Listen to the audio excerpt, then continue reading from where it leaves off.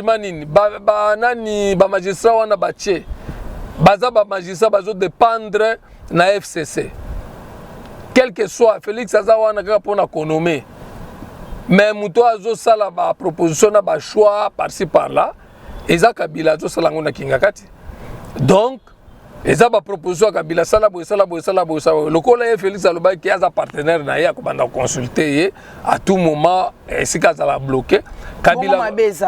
Non, non, on n'a pas besoin d'un partenaire qui a détruit le Congo. Quelle expérience? Voilà l'expérience que Félix a comme Kozwa. Expérience à crise. Le pays est en crise totale. Donc l'expérience, c'est pour cela, Baloba Kabouye maman. Fruits à malamu et coquilles, co-infectés, fruits. Yamabete, mais Yamabende ko infecté fruit Yamalam. Donc le collègue a commis ici Bakabiliso et Azak Koloba, ko dénoncer. Oh non, bah imposteur, Kabila c'est un imposteur, un criminel, c'est un Rwandais, il est comme ça, il est comme ça. Kaka Mutuango wana au commissaire partenaire. Crime, fragrance, toujours mon abissonnion sur ma camboué salami, c'est tout à fait normal, justice à Salamoussala. Mais justice à Congo et Salamoussala par rapport, hein mamie, par rapport, il y a une influence politique, justice à Congo. Et ça a une influence makasi nakati. Alors, lelo yebisangai mutunini, Félix a se donné peine, il y a kosala bikou rouge pour Akanga, par exemple, Chadar. Potondi Mae. Mukebai, il faut abima na kati ya prison. Bakangeli epona oyo babengi liberté d'expression. Ponga na lobby. Liberté d'expression na ye comme un peu ya kozanga ba réserve ba bilo mususu quand même. Maman. Mutualité misunga, yo moko misunga. Tokate mutilinga la tezake yo moko misunga nga déjà na sadere ne la sabre na koki na Turquie Suède nga na Suède maman na sale fona comme na dina bella kaponga na si na sadere la pétrolière Grâce Mandela. Voilà misunga ya Grâce Mandela la pétrolière quoi donc ngai na si na sadere et ba misela matu bazape kuna na kusenga bukende kuna parce que ngai mo na sadere na ba mission na ngai misunga ya Grâce Mandela la pétrolière. Misunga ezali mutuelle na biso ya santé. Ngai moko na ba mission na nga toza déjà na kati ya misunga ekopesa yo soin en cas de problème na mboka so pe senge bima libanda et bimisio kaka. Misunga ya mama Grâce Mandela. Allô ngaya wa santé eza misunga. Ah! Hey, okatelinga lingala pour la santé à mwana. Mon fils, pour ma santé, misunga. Ah, okatelinga lingala. Bandeko, misunga ezali kokatela mutulingala te. Ezali mutuelle de santé. Oyo epesa melina batu nyonso. Employé to non employé, mutu nyoso oyo akoki kaka ko contribuer na mbongo mukie na fin du mois pour être mokolo akobela misunga ezwa soin na ye na ba hôpitaux nyoso ya minene ya République démocratique du Congo. Soki maladi na yo bakoki ko traiter yango awa na Congo te, misunga akozwa charge na yo okende kozwa soin na bamboka lokola Afrique du Sud, Turquie, Suède, Russie, to kala mingi te na bamboka misusu. Soki mutu oyo misunga ezwaki charge na ye mpo na basoin, nzambe akamati molimo na ye, misunga akosokipe na mort na corbillard. Ate bandeko bazali libanda bakoki koadere bandeko na bango awa na Congo po ete bazwaka soin awa na mbongo bango bazali kofuta. Na misunga ta santé c'est ta vie. Mbote na bandeko balandi nyonso ya 3W Congo France. Merci et pour la fidélité et puis attention au bopesa canabiso to informa kabino toujours na temps réel. Merci ngai ya bino molobeli Josephat Mwanza nazali awa face ya Ismaël Tutenge. J'espère que ba imboka ba misusu ba yebi ba misusu pe ba yebi été parce que c'est la première fois au to yambai awa surtout na chaîne YouTube Nabiso. Merci et na diaspora congolaise nyonso obozala partout dans le monde entier. Obozala toujours ko continuer ko komela biso ko sala ba remarque to pe ba suggestion na bino. Merci j'espère que bomoni même na position to vandi toujours vraiment à pied levé o to kobeta moi toujours sala moi li solo to pe toujours beta li solo sur situation politique ya mboka na biso mbote ndeko Ismaël. Mbote maman journaliste.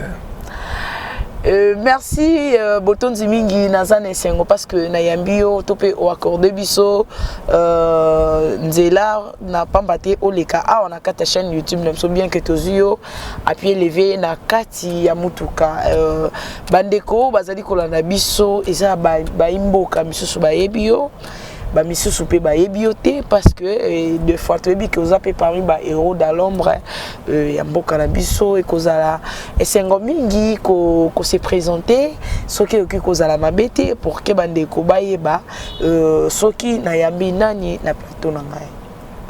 Oui, je pense que maman uti koloba kombo na ngai monsieur Ismaël Kitenge bato ebele na Congo ba politicien presque nyonso ya Congo et bana mboka mususu ba ebinga bien.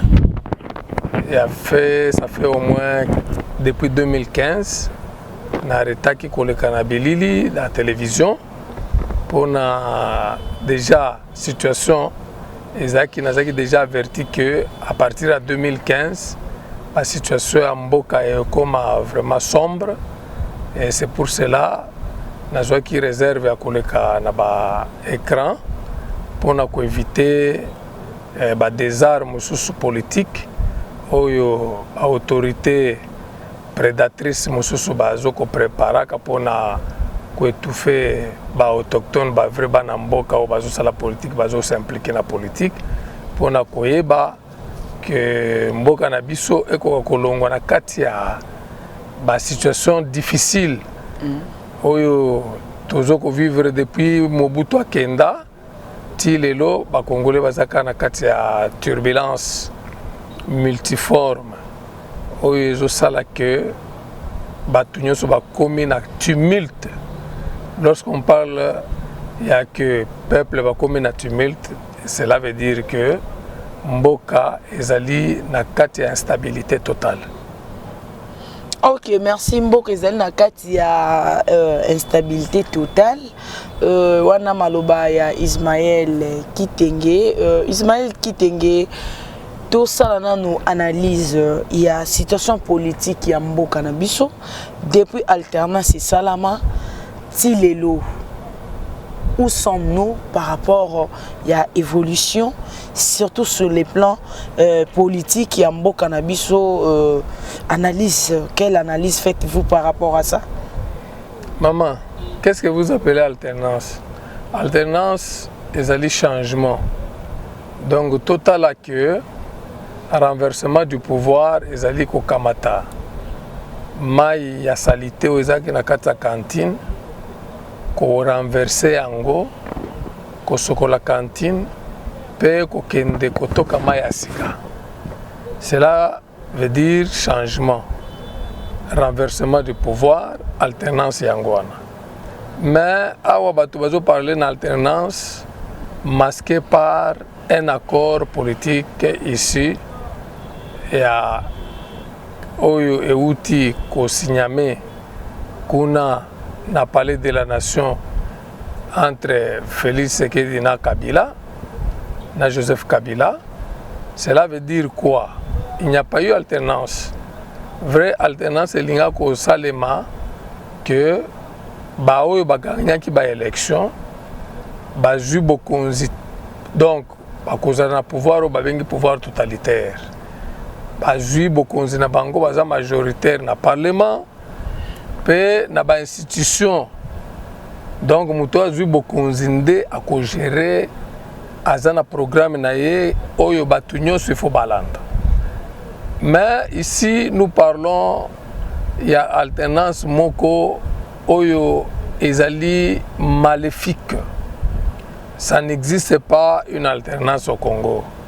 C'est un arrangement, il y a des prédateurs kabylistes, na ba traîtres, il y a eu des UDPS, nde bango ba signé oyo ba bengi coalition FCC cash pour na komimamboka lokola ba société d'entreprise privée na bango jusqu'à tel point que les lots ba congolais nyonso bazo vivre scénario politique oyo ya Félix Tshisekedi asali na Kabila. Donc tozoko vivre ango misère à misère, donc tuerie en tuerie, insécurité en insécurité, donc vie sociale vraiment catastrophique. Là, vous allez parler de l'alternance. Non. Je pense que Moutalinga Koya en alternance comme alternance, et ça Martin Fayulu. Martin Fayulu, alingaki na kombo ya alternance na ndenge ni tandis que eza bato musupe balobaka bato oyo Fayulu azana bango tout autour na ye mwana mboka Jean-Pierre Bemba, Moïse Katumbi, Adolphe Muzito asali si c'est 3 ans na primature, il a travaillé avec monsieur Kabila. Bato belé balobi qu'est-ce qu'il a laissé de bon, qu'est-ce qu'il a fait dans ces pays. Plus loin to que même na mboka na imoko na village natel na esika uti eloko malonga te esanam est-ce que Fayulu les lois ndaki sa ya malamu pona komemela biso alternance to non ce qui nazolo ba alternance ezaki Fayulu, cela veut dire quoi? Mutu oyo peuple congolais va voter keza Fayulu.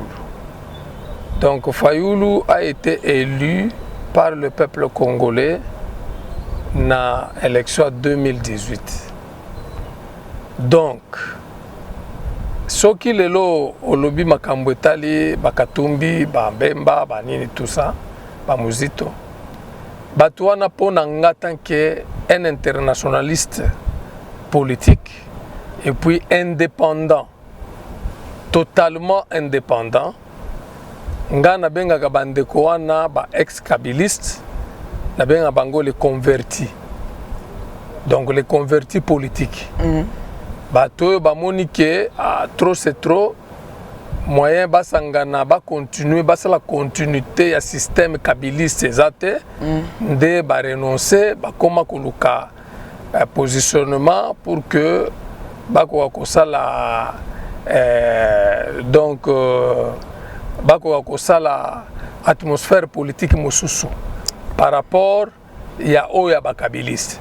Maintenant lorsque je parle de Fayulu Nazolo Bana Fayulu parce que c'est lui qui était le président élu par le peuple congolais.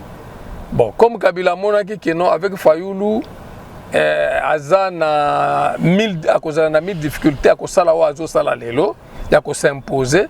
C'est pour cela Batali que non, il faut que Lukamutu Moko Boyo Azali n'a sauf un contrôleur du pouvoir. Oyo Akoki ko faciliter continuité ya bakabiliste jusqu'au moment où ça la partage ya pouvoir bakei bazui pouvoir wana ba escroquer Fayulu bakei ko pesa ngo Félix Tshisekedi pour que ako garantir survie politique ya bakabiliste nyonso yango moni lelo biso toza ko belela depuis très longtemps tango kaka toyoki que Félix a gagné l'élection. Le Congo a mal décollé. Le Congo a mal décollé. Donc, les lobatunions sont en boka, même na mokile ya libanda, na banalise na ganyo sur saka na Twitter. Batunions sont basés au pesanga réseau balobi, naza vraiment un vrai visionnaire ya mboka oyo. Oyo na loba nde oyo salemaka. Donc, pays ezali déchiré. Nakoko loba déchiré na niveau nyonso. Ezala vie sociale à Congolais ezali vraiment misérable. Et à la vie économique, culturelle, makambo tout ça ne tient pas. Donc au jour moko na komi na Twitter na lobby nous kembons tous. Donc tozo kemba pona batu moko mibale bayokani basimba mboka oyo bazwangwa en otage. Donc il faut remettre likambo oyo poto sukisango. Il faut vraiment ba Congolais bazwa conscience. Oyo na saluer même nani évêque Mukuna na prise de conscience parce que évêque Mukuna en disant si je le vois comme ça, j'ai toujours parlé que non assez bongo la motema a commis la muka parce qu'il y a aussi l'éveil de conscience. Éveil de conscience c'est ali la muka. Donc tout la muka biso ba Congolais donc a commis la muka. Donc ba Congolais ba s'adhérer na prise de conscience wana patriotique et nationale pour que toko délivrer le pays au ezana na maboko ya banguna ya maboko ba luciférien ba simbi mboka oyo ekomi lokola proa na bango donc bilei na bango baboma ba détourner ba iba misolo à l'état banyonga banyokola ba Congolais etali bango te. Problème na bango ezali que ba Congolais banyokwama pour que bango ba régner. Zomona. Yango moni biso tozolo ba chaque fois batuming balandanga na Twitter ba ebi bien que non Ismaël Kitenge c'est un homme constant. A changé kate. Et je n'ai jamais été hypocrite et je ne cours pas derrière un seul politicien du Congo pour avoir des miettes ou quoi que ce soit. Je suis indépendant 100% et je dépends seulement de Dieu et de ce que je parle. Je pense que na likambotali au utikoloba alternance wana bon, il n'y a pas alternance, il y a de l'escroquerie électorale au elekaki. D'où tout le monde sait très bien que il y a eu escroquerie électorale. L'alternance au Congo n'existe pas. Vous comprenez? Évitons de dire l'alternance parce que l'alternance, vous ne pouvez pas prendre les loups et les brebis, les mélanger. Donc il faut séparer le loup et les brebis. L'alternance c'est ça qu'on a que bolongoli bao balongwe hein bato asika bato akala balongwe bato asika pe bakoti. Mais ba otepe ko changer ba magistrat ya cour constitutionnelle. Maman. Bolela ki batakala on a fini par contre changer. Maman, je vous dis franchement, on est à aventure judiciaire. Les aventures judiciaires parce que batu oyo bakabiliste na bachisekediste bautaki ko signer accord moko boye ya bango babengi FCC cash jour wana bazaki soki wapi na coordonnateur ya FCC cash na ba Kabund baza ko signer makambo bakota basala ba partage ya ba institution mboka oyo. Les lots sont totalement bien que non justice et na maboko ya FCC. Ozomon. Wana bobenga ngo alternance. Changement nini nani ba magistrat wana bache. Baza ba magistrat bazo dépendre na FCC. Quel que soit Félix aza wana kaka pona konomé. Mais muto azo sala ba proposition na ba choix par-ci par-là. Eza Kabila azo sala ngona kingakati. Donc eza ba proposition ya Kabila sala boye.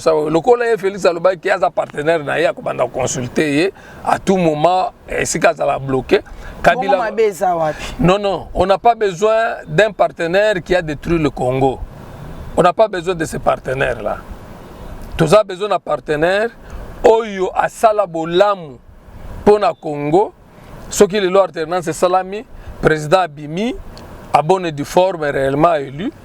Tomoni sikoyo muto akoya aye na ndenge sengeli oyo aza reprochable te abomate apia richesse à Congo te asala ba crime contre l'humanité na mboka te Wanande Bakoko Benga partenaire. Vous appelez quelqu'un qui a détruit le Congo pendant 18 ans, 20 ans, et puis vous l'appelez partenaire. En quoi il est partenaire? Avec quelle expérience? Voilà l'expérience que Félix a comme Kozwa. Expérience à crise. Le pays est en crise totale. Donc l'expérience, c'est pour cela, Baloba Kabouye, maman. Fruit à malamu et coquille, co-infecté, fruit Yamabete. Mais Yamabende co-infecté, fruit Yamalam. Donc le collègue a comme ici, Bakabili Soya Koloba, co-dénoncé. Oh non, imposteur, Kabila c'est un imposteur, un criminel, c'est un Rwandais, il est comme ça, il est comme ça. Kaka Mutuango wana au commissaire partenaire. Donc il y a eu un arrangement pour nous couvrir. Félix Aza, ngana mona kaye aza bouclier. Bouclier à Kabilis, à malfaiteur Kabilis nyos. Parce que yende aza bouclier. Keba, ce qui osa bouclier. Batumi bale bazoko linga mutumoko makasa linga beta mutumoko likofi na sima na yo yeko telema lebe yo ndoko zo likofi wana. Alors il faut éviter d'être bouclier ya mutu oyo asali mbeba. Tokoko za ba bouclier na bateau basali malamu. Mais bateau oyo baza condamnable. Bateau toyebi ke ba diriger pays en catastrophe. Okozala bouclier na bango na sens nini. Okozala partenaire na bango na sens nini. Donc, il faut éviter de nous dire une politique où est ondami na ba bêtise na ba connerie. Non, non, nous ne voulons pas ça. Moi, je suis un homme rigoureux, un politicien rigoureux. Je reste na position ngai tant que. Mais malgré ça, Nyonso, lobby, Félix, c'est Kabila qui décide. Mais quelque part, tout le monde, même dans le discours, on a été en Londres, dans le même Biki Rouge. Tout le monde a impliqué, puis Moutou Nyonso a condamnable, net Mambouya affaire à saut mouton. On a y arrêté tant de personnes. Mambouya, DGA, Bazo Kanga. Donc récemment, peut-être autre chose d'information quand on a vu journaliste et que on a encore arrêté les DG, il y a Robin Congo, je sais pas. Bino Bolingi a s'impliquer comment est-ce qu'il faut même on a une violence. Je vais vous dire une chose, maman. Maman, je vais vous dire une chose. Okoko lobana batu biku rouge te otika bato yo vraiment il faut frapper na biku rouge. Batu il faut frapper na biku rouge. Oyo ye moko Félix Tangwazala qui na kati opposition na papa na ye. Aye biaza conscient que bakabiliste baza batu ya ko négocier na bango tepe ko sa na bango partenariat te.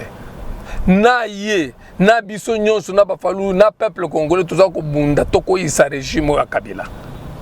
Lelo Kabila a commis le kola un empereur a comme ko diriger Congo ko tia batu alingi na mito ya ba institution ndeni.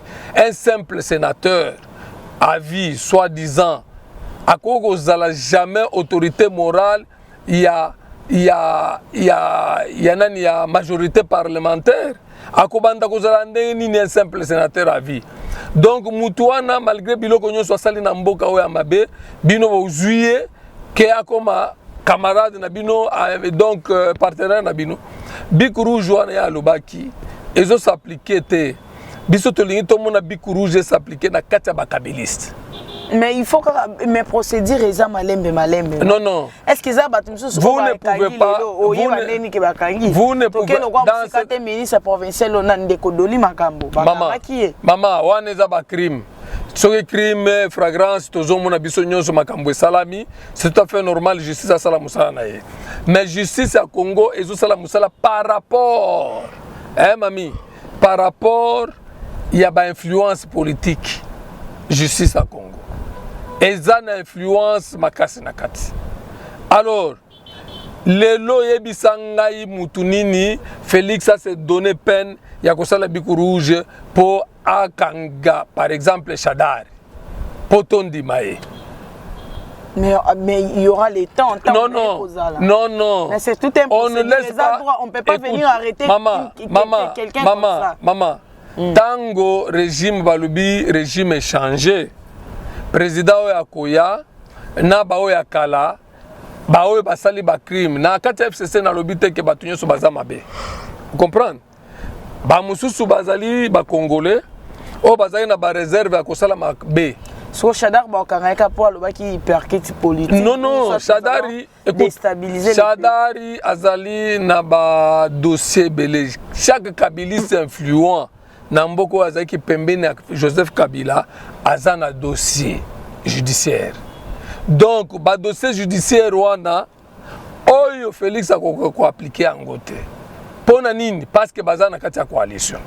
Soka meki ko frapper na kati ya coalition batu oya FCC ekoinda akokate yango azo kendeka na batu mike wana po ba mona ke azo ko appliquer justice. Non, tolingi mascarade judiciaire wana te. Nous voulons c'est que Congo ezala délivrer lokola ba politicien congolais bazana posa ya mboka oyo ebonga te balingi babongisa kaka ba vie na bango. Tokosenga na moma moko na koyebisa meme ba congolais balanda oyo mukuna azosala. Mukuna kosala nini parce que ye moko na nazaka directeur en campagne. Non, na lobby ya. Azeli Félix aye a lobby. Ye moko kaka. Tu voyais pas que non ba mukuna ce sont les gens qui cherchent des opportunités. Oui, il y a des opportunistes. Moi je vais vous dire bon considérer mukuna lokola nino yo Corbeau. Muku naza lokola Corbeau oyo akenda kolesa Eli. Donc malgré beaucoup ko tchaya commis impire tout ça, mais quand même alesa ki Eli. Cela veut dire quoi? Ba nini ba déclaration mukuna eza ba déclaration moko patriotique. Donc ezo ko éveiller conscience à ba congolais. Bakoka pour se prendre en charge. Donc le message s'est bien passé. Ce qui a un makambonaye opportunisme, azana ba makambonaye ce qui a ndengenini, il y a ba commandeur ou quoi que ce soit. Ouaneza makambozo ko engagé moko. Mais oyazo ça comme campagne, il y a sensibilisation sur la conscience nationale par rapport à la situation politique en Mboka. C'est ce que les Congolais doivent prendre ça en considération. Donc, les discours, sur le patriotisme, à cause de nango, namboka na biso, ya kolobake, il faut te mettre fin na système kabiliste. En tout cas, il faut que Congolais soient la partie prenante. Ce qui, mutoye à non, en tout cas, biso, il faut aussi s'abitumba na est. En tout cas, azo déclaré, il faut que Congolais soient la partie prenante. Donc, moi, je veux c'est qu'un jour, révolution, ce que les politiciens vont continuer, les autorités vont continuer à faire souffrir le peuple. Et comme à un moment où le peuple congolais, le peuple mouton, le peuple lion. Donc, côté les mamokolo mususu pour na kosala nini pour na récupérer oyo bango bazanga ki banda époque coloniale jusqu'à ces jours. Ok, merci. Je pense que avant tout ça, mon tour na biso soki kozala concernant Eli Alingwala, honorable Mike Mukebai.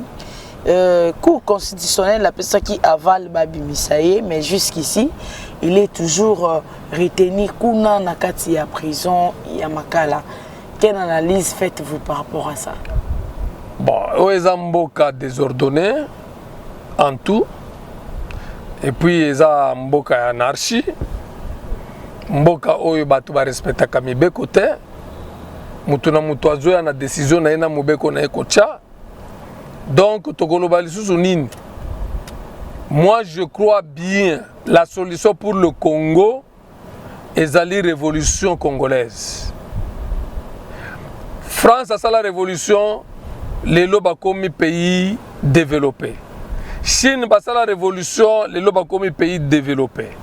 Donc, Congo pour que comme pays développé est stable, il faut révolution congolaise. Ba Congolais balamuka un jour comme un seul homme.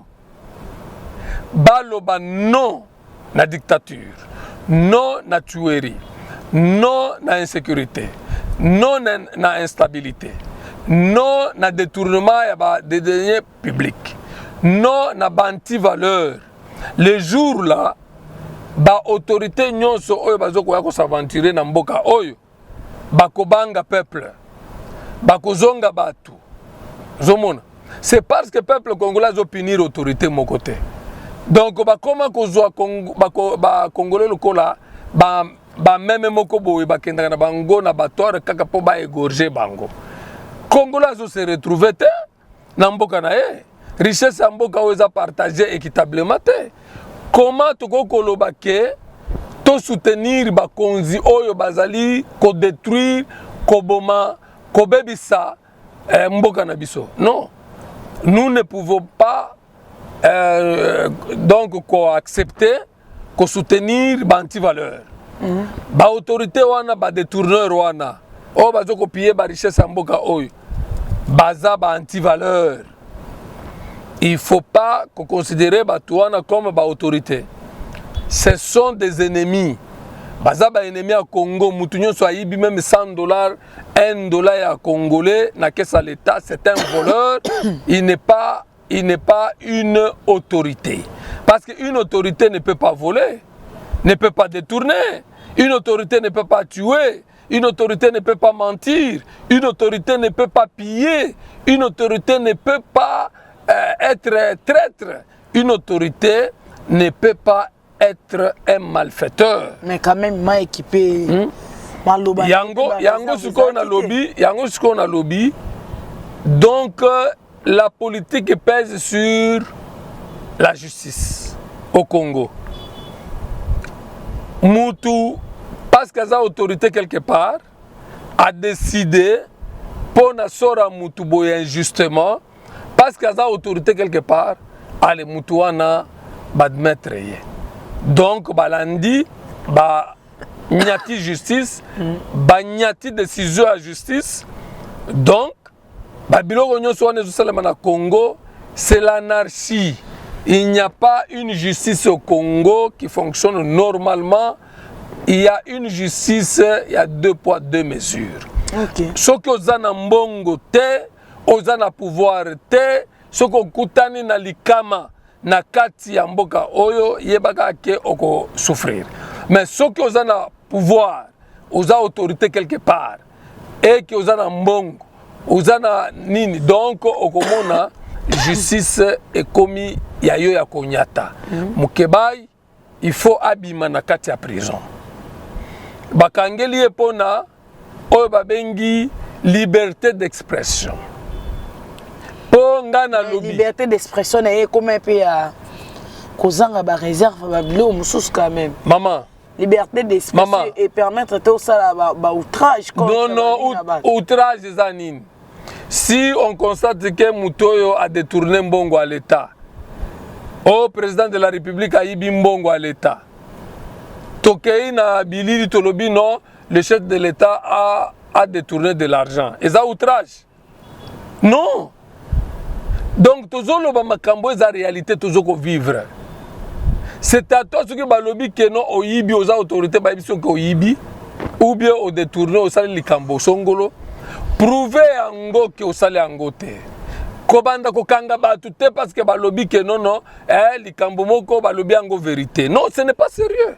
Donc mboka na biso il faut tozala vraiment na bomoto kati ya makanisi na biso. Pona nini mukebai azo souffrir kaka po alobaki outrage nini nzambe tofinga kayo combien de fois asa bisa biso to sali outrage. Donc outrage Macron jour wana na moni bazo papa moko boy azo kolobela ye ba biloko moko devant bato en public bakanga ki papa wana. Bon, donc na Congo ezali nde soko za autorité, donc oza lokola nzambe, oza lokola Saint-Esprit. Donc bakoko limbisa yo te soki o blasphémer Saint-Esprit. Non, ce n'est pas comme ça. Mutu nyonso eza la autorité oza na nini ozana o babengi ozana o babengi vie sociale vie na yo soko lobike ozwango otiango na nzela kolandisama na makomi ya constitution wana bakobenga yo autorité. Alors soki yo autorité oyibi bakobenga autorité te bakobenga yo voleur. Donc là maintenant si on veut te poursuivre, on va te poursuivre jusqu'à tel point que on t'arrête.